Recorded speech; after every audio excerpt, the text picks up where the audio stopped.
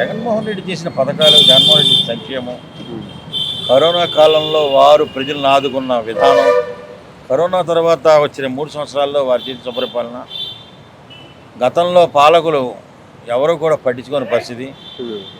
ప్రతిపక్ష నాయకుడు అనేవాడు ఎవడో కూడా కరోనాలో ఒక్క మనిషికి కూడా సాయం చేయాలి. ఈరోజు ఓటుడటానికి వచ్చే హక్కు వాళ్ళకి ఏముందని ప్రజలు నిలదీస్తారు త్వరలో. ఈ 2 రోజుల్లో ఆ కార్యక్రమం జరుగుద్ది. ఎందుకంటే ఏ వ్యక్తికైనా సరే రాజకీయం దేనికి, నాయకుడు దేనికి, కష్టంలో పనికిరావడం కదా. ఆ కష్టకాలం ఎట్లాంటి కష్టకాలం అంటే అది కనీసం ప్రాణాలు పోతున్నా సరే, ఇళ్లల్లో చాలా ఇబ్బందులుగా ఉన్నా సరే, వైఎస్ఆర్సీపీ నాయకులు రోడ్ల మీద తిరిగి కరోనా బారిన పడి ప్రాణాపరిస్థితికి వచ్చారు. ఇప్పుడు మా క్యాండిడేట్ వెల్లంపల్లి శ్రీనివాస్ గారికి కరోనాలో ఉధృతమయ్యి వారిని ఇక్కడి నుంచి హెలికాప్టర్లో హైదరాబాద్ తీసుకెళ్ళి వైద్యం చేయించాల్సినంత సీరియస్ పరిస్థితికి వెళ్ళిపోయారు. అంటే పేదలకి, ప్రజలకి ఎవరైతే ఉన్నారో వారందరికి కూడా కష్టకాలంలో దగ్గరగా ఉన్న నాయకులు వైఎస్ఆర్సీపీ నాయకులు. గతంలో మన సెంట్రల్ ఎమ్మెల్యే విష్ణు గారు కూడా కరోనా వచ్చింది.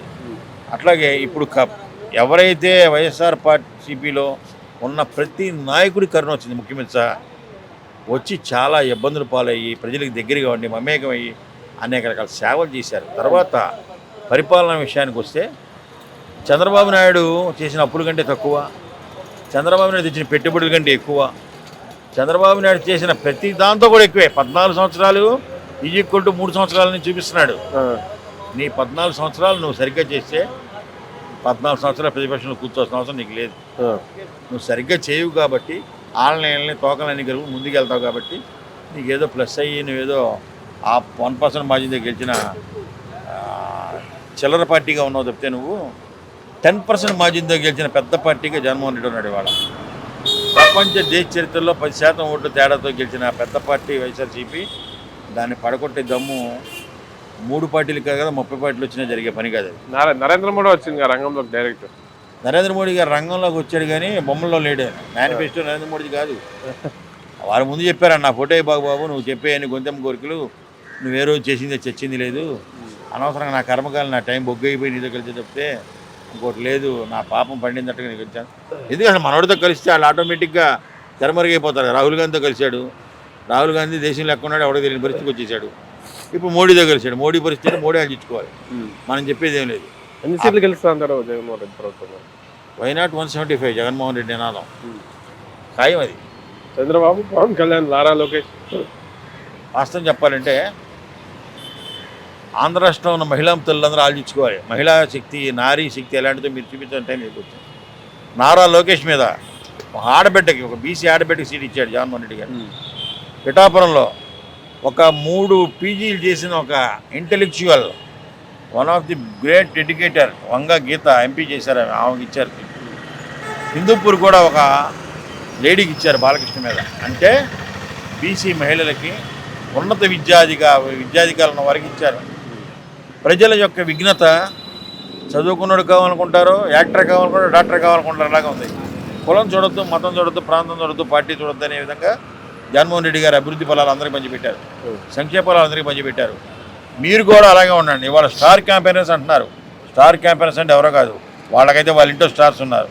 జగన్మోహన్ రెడ్డి గారి స్టార్స్ ఎవరంటే వారి ఇచ్చిన సంక్షేమ ఫలాలు పొందిన ప్రతి ఒక్కడు స్టార్ క్యాంపెయినర్ ఆయనకి. ఈ రోజున సచివాలయ సిబ్బంది కానీ, వాలంటీర్లు కానీ, మరియు ఎవరైతే తాడి తప్పిడితే ప్రజలు ఎవరైతే 10 రూపాయలు లబ్ధి పొందారో ఒక మైండ్ సెట్ అనమాట. పేదలకు ఉపయోగపడే మైండ్ సెట్ ఒకటి, పెత్తందారులకి ఉపయోగపడే మైండ్ సెట్ ఒకటి. ఆ 2 మైండ్ సెట్స్ మధ్య వారిది. It's not a caste war, it's a class war. ఖచ్చితంగా చెప్తున్నారు జగన్మోహన్ రెడ్డి గారు. ఈ క్లాస్ వార్ ఎలాంటిదంటే కులం వద్దు, మతం వద్దు, డబ్బులు లేనివాడు, మధ్యతరగతివాడు ఒక పక్కన, బాగా సౌండ్ పట్టీలు ఒక పక్కన, బెంజ్ కార్లు, యాపిల్ వాచ్లు, యాపిల్ ఫోన్లు ఒక పక్కన, నార్మల్ సాదాసీదా జీవన విధానం చేసే సామాన్యులంతా ఒక పక్కన. ఇది నిర్ణయించుకుని సామాన్య ప్రజలు చాలా త్వరలో ఓటింగ్ ఉంది. చంద్రబాబు నాయుడు చెప్పే ప్రతి మేనిఫెస్టోలు అన్నీ బూతులే. కారణం జగన్మోహన్ రెడ్డి గారు చేస్తుంటే నువ్వు చేయలేవు అని చెప్పే వ్యక్తి 300, 400 అట్టేస్తాడు. నమ్మద్దు, అవన్నీ కూడా మనం ఆషాఢ బూతులు. పక్కనుండే పవన్ కళ్యాణ్ అసలు నమ్మడం లేదు, ఎందుకంటే ఆయనకున్న సీట్లు ఆయన అడుక్కోలేని పరిస్థితి. తర్వాత లోకేష్ ఇంటికి వచ్చి రుద్దుదాని ప్రయత్నంలో ఉంటాడు చంద్రబాబు నాయుడు. ఆ పప్పును భరించలేం మనం. మొన్న ఏదో చంద్రబాబు నాయుడు గారు అంటున్నాడు, hello AP, hello AP, hello AP అని మాడదామని. మనం కూడా అందాం, hello AP vote to YCP, vote for YCP, vote to OCP, hello AP elect YCP, detect Chandrababu Naidu. Manifesto release అయిన తర్వాత ఇంకా కాన్ఫిడెన్స్ వచ్చింది ప్రజల్లో.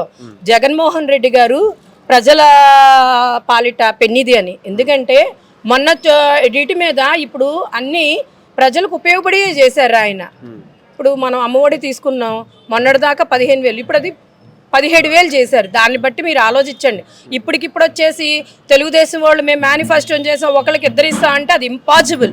వాళ్ళు ఏం చెప్పారు, అసలు సచివాలయం అనేది ఉండకూడదు, మళ్ళీ ఈ పథకాలు ఇవ్వటం వల్ల దేశం ఆంధ్రప్రదేశ్ నష్టపోతుంది, అప్పుల పాలైపోతుంది అన్నారు. అలా అన్నోళ్ళు మరి ఇవాళ వాళ్ళు మేనిఫెస్టోలో జగనన్నను ఎందుకు కాపీ చేశారు, అది నాకు కావాలి. దానికి సంజయ్ ముందు చెప్పండి. తెలుగుదేశం పార్టీ వాళ్ళు మీరు మేనిఫెస్టో ఎలా విడుదల చేశారు, జగనన్నను కాపీ చేసి? అలా కాపీ చేయకూడదుగా. సేమ్ టు సేమ్ ఎలా పెట్టేశారు మీరు జగనన్ని కాపీ చేసి? అది జగన్మోహన్ రెడ్డి గారు మేనిఫెస్టో పాత చూసి మీరు కాపీ చేశారు. కానీ అన్నయ్య అదే మేనిఫెస్టోని పెంచారే కానీ ఏమీ మార్చలేదు. జనాలకి ఇంకా మేలు చెయ్యాలని చెప్పి పథకాలు పెంచారే కానీ ఇంకేది ఇదే. కానీ మీరు తెలుగుదేశం పార్టీ వాళ్ళు జగన్మోహన్ రెడ్డి గారి మేనిఫెస్టోని కాపీ చేశారు. మీరు కాపీ చేయలేదని ఒప్పుకోండి. మీరు ఒప్పుకోరు, ఎందుకంటే మీరు సచివాలయం నిర్మూలన చేస్తా అన్నారు.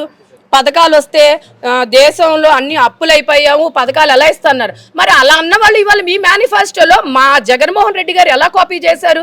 సూటిగా ప్రశ్న అడుగుతున్నా. ముందు దీనికి సమాధానం చెప్పండి తెలుగుదేశం పార్టీ వాళ్ళు. జగన్ గెలుస్తారా మరి? మేనిఫెస్టో రిలీజ్ చేసిన కొత్త పథకాలు ఏం లేవు కాబట్టి ఓట్లు వేసే అవకాశాలు లేవని చెప్తారు. కొత్త పథకాలు ఎందుకు సార్? ఉన్న పథకాలు చాలు, అవే ప్రజలకి మేలు చేస్తున్నాయి. కొత్త పథకాలు ఇంకెందుకు చెప్పండి? వాటితోనే ప్రజలు సుఖశాంతులతో ఉన్నారు. మళ్ళీ కొత్త పథకాలు తీసుకుని వచ్చి అప్పులైపోయామని వాళ్ళు నిందలేయటం తప్ప ఏమీ లేదు. ఈ మన దగ్గర వీళ్ళు కాపీ చేసుకుని వాళ్ళు ఇంకా కొన్ని యాడ్ చేసుకుని చేసిన ఇవన్నీ. 100% జగన్మోహన్ రెడ్డి గారే సీఎం అవుతారు. 175/175. ఎందుకంటే ప్రజల్లో ప్రజల మనసులో జగన్మోహన్ రెడ్డి గారు ఉన్నారు కానీ ఇంకా కూటమి మాత్రం లేదు సార్. ఇది మాత్రం నిజం. ఎక్కడికి వెళ్ళినా జగన్మోహన్ రెడ్డి గారు దేవుడు. ఆయన రాజశేఖర్ రెడ్డి గారి కొడుకు. ఆయన ఎలా చేశారో సేమ్ అదే ప్రాసెస్లో జగన్మోహన్ రెడ్డి గారు. ఇప్పుడు గిట్టనోళ్లే చెట్టు కాయలు ఉంటాయి, ఆ కాయల కోసం రాళ్ళేస్తారు. ఇవాళ జగన్మోహన్ రెడ్డి గారి పరిపాలన నా భవిష్యత్తు అన్నట్టుంది. అందుకని వాళ్ళు ఓరవలేక నిందలేస్తున్నారు. మరి జగన్మోహన్ రెడ్డి గారు నిందలేస్తున్నారా? వేయట్లేదుగా. దీన్ని బట్టే ప్రజలు ఎలా ఉన్నారో మీ మీడియా వాళ్ళు ఆలోచించుకోండి. Thank you.